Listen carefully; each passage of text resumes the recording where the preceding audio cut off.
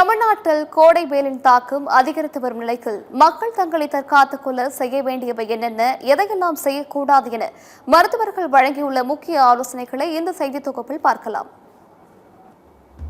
கோடை காலம் தொடங்கும் முன்பே இந்த பொல்லாத வெயில் தமிழ்நாட்டை பதம் பார்த்தது என்றே சொல்லலாம். அந்த அளவிற்கு தமிழ்நாட்டை வெயில் சுட்டெரித்தது. இந்நிலையில்தான் மே மாதத்தில் வெயிலின் தாக்கம் மேலும் அதிகரிக்கும் என மருத்துவர்கள் எச்சரிக்கை விடுத்துள்ளனர். கூடவே வெப்பத்தால் ஏற்படும் பாதிப்புகள் மற்றும் அவற்றை தடுக்கும் முறைகள் குறித்தும் அவர்கள் முக்கிய தகவல்களை பகிர்ந்துள்ளனர். இதில் குறிப்பாக மருத்துவர் பூபதி ஜான் என்ன சொல்கிறார் என்றால், சிறு குழந்தைகள் மற்றும் முதியவர்களுக்கும் சர்க்கரை நோய், இரத்த அழுத்தம் போன்ற இணை நோய்கள் உள்ளவர்களுக்கும் இந்த வெப்ப காலம் ஆபத்து என்கிறார். பொதுவாக தெரியுமா, எக்ஸ்ட்ரீம்ஸ் ஆஃப் ஏஜ், அதாவது சின்ன குழந்தைகளுக்கு வந்து இதுவும் வரும், பெரிய வயசானவங்களுக்கும் வரும். ஏன்னா வயசானவங்களுக்கு அதிகமாக தாக்குவதற்கு அதிகமாக வாய்ப்பு இருக்குது. எப்படின்னா, வயதானவர்களுக்கு இணை நோய்கள் என்று சொல்லக்கூடிய நோய்கள் இருக்கும். என்னென்னா, இப்போ சர்க்கரை வியாதி இருக்கும், கிட்னி சம்மந்தப்பட்ட பிரச்சனை இருக்கும், லிவர் சம்மந்தப்பட்ட பிரச்சனை இருக்கும், இரத்த கொதிப்பு இருக்கும், குடல் சம்மந்தப்பட்ட பிரச்சனை இருக்கும். ஆக வயதானவர்கள், இணை நோய் உள்ளவர்கள், அதே மாதிரி சுகருக்கு வந்து நிறைய இன்சுலின் போடுவாங்க, மாத்திரை சாப்பிடுவாங்க. இது போன்றவர்களுக்கு இந்த வெப்பம் அதிகமாச்சுன்னா என்ன ஆயிருன்னா எல்லா பிரச்சனைகளும் வருவதற்கு வாய்ப்பு இருக்குது. அதே மாதிரி குழந்தைகள் எடுத்துக்கங்க. குழந்தைகளுக்கு பார்த்தா டக்குன்னு அவங்க வந்து துவண்டு விழுந்துருவாங்க, டயர்டாயிருவாங்க, மயக்கம் போட்டு விழுந்துருவாங்க. குழந்தைகள் சரியாக சாப்பிடலைன்னா கூட இந்த மாதிரி வந்து என்ன சாப்பிடாம வெயிலில் போகிறாங்க, சூடு அதிகமாகுது, உடனே குழந்தை மயக்கம் போட்டு விழுந்துரும். ஆக 2 எக்ஸ்ட்ரீம்ஸ் ஆஃப் ஏஜ் அவங்களுக்கு இது அதிகமான பாதிப்பு வரும். வயிற்றுக்கோளாறு, மூச்சு திணறல், இதய துடிப்பு அதிகரிப்பு உள்ளிட்டவைகளுடன் சோர்வு, கால் மற்றும் தொடை பகுதியில் வலி, நாவறட்சி, தாகம் அதிகரிப்பு, சிறுநீர் கழிப்பதில் பிரச்சினை உள்ளிட்டவைகள் வெப்பத்தால் நம் உடலில் ஏற்படும் பாதிப்புகளுக்கான அறிகுறி எனவும் எச்சரிக்கிறார் மருத்துவர் பூபதி ஜான்.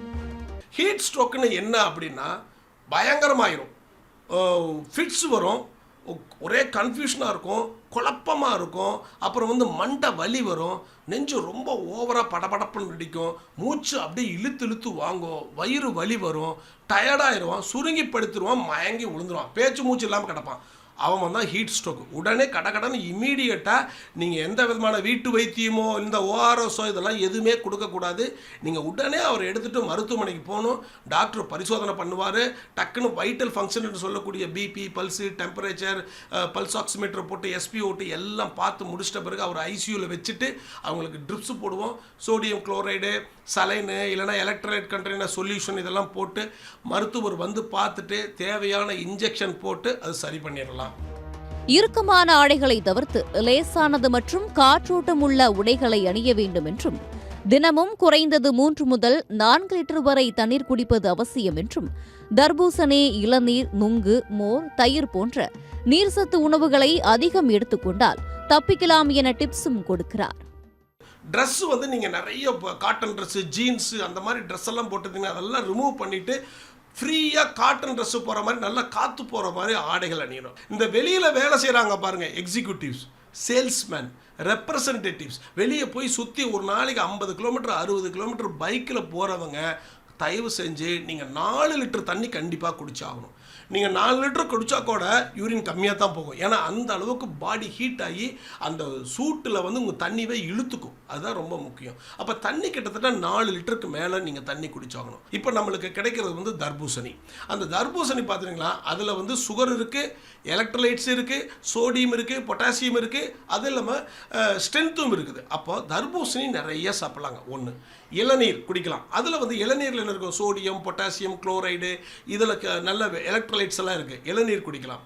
அதுக்கடுத்து நொங்கு, இப்போ வரக்கூடிய நொங்கு குடிக்கலாம், மோர் குடிக்கலாம். வாட்டர் உள்ள காய்கறிகள், நீங்கள் எல்லா காய்கறிகளில் நீர்ச்சத்துள்ள காய்கறிகள் எல்லாத்துலேயும் நீங்கள் சாப்பிட்லாம்.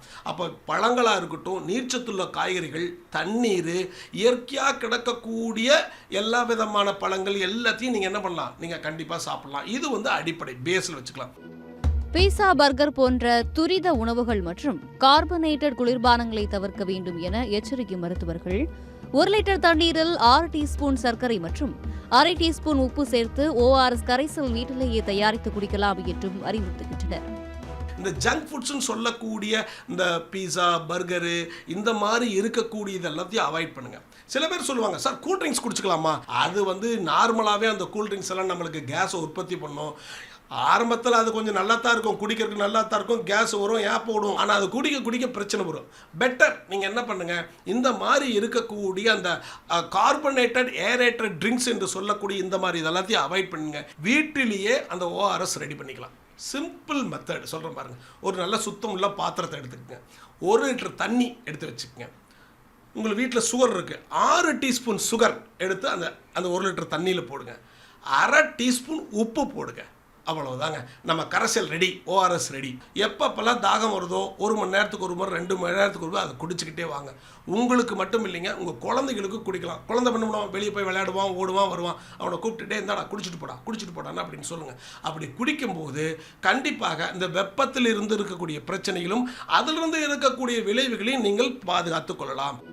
வெப்பம் அதிகரித்து கட்டுப்படுத்த முடியாத நிலைக்கு சென்றால் ஹீட் ஸ்ட்ரோக், வலிப்பு, மூச்சு திணறல், நெஞ்சு படபடப்பு போன்ற கடுமையான அறிகுறிகள் தோன்றும் எனவும், இத்தகைய சூழ்நிலையில் உடனடியாக மருத்துவரை அணுக வேண்டும் என்றும் எச்சரிக்கை விடுக்கப்பட்டுள்ளது. மக்களே உஷார்.